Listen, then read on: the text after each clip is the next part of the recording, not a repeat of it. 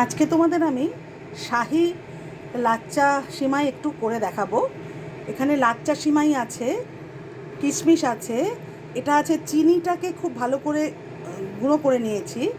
এখানে আছে আমন্ড কুচি আছে, কাজু আছে, এটা আছে মিল্ক পাউডার, আর এটা আছে একটু দারচিনি আর লবঙ্গ, এই লাগবে।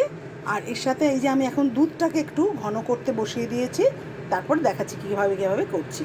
দুধটা ঘন হয়ে গেছে, এই রকম হবে, খুব পাতলাও না আবার খুব এও না, এরকম একটু মাঝারি সাইজে একটু ঘন হবে। এবার আমি দুধটা নামিয়ে দেবো। কড়া বসিয়ে দিয়েছি, এবার একটু 2 চামচ ঘি দিয়ে দেবো। এই ঘিয়ের মধ্যে এবার কাজু, আমন্ড আর কিশমিশ এগুলো একটু ভেজে নেব,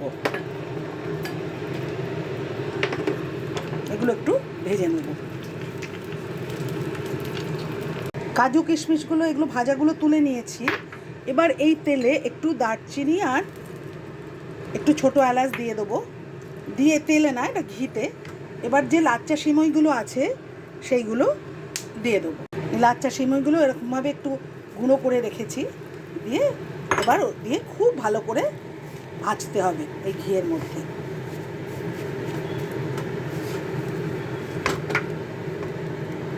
একটু ভাজা ভাজা হয়ে গেছে, এবার এর মধ্যে যে চিনিটা গুঁড়ো করে রেখেছিলাম সেই চিনিটা দিয়ে দেবো, দিয়ে একটু নাড়াচাড়া করব।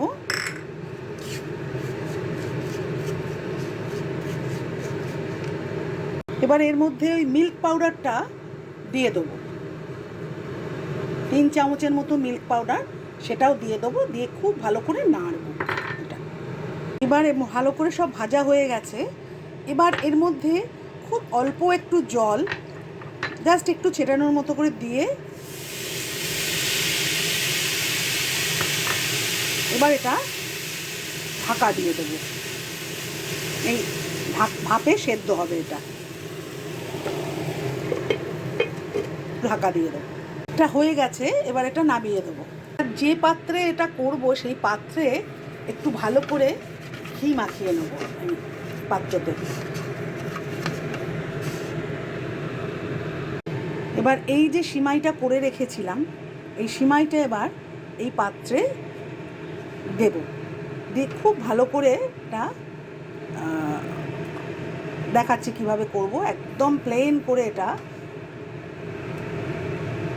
মানে এটাকে একদম প্লেন করে চেপে চেপে স্প্যাটুলা দিয়ে চেপে চেপে একদম প্লেন করে দিতে হবে।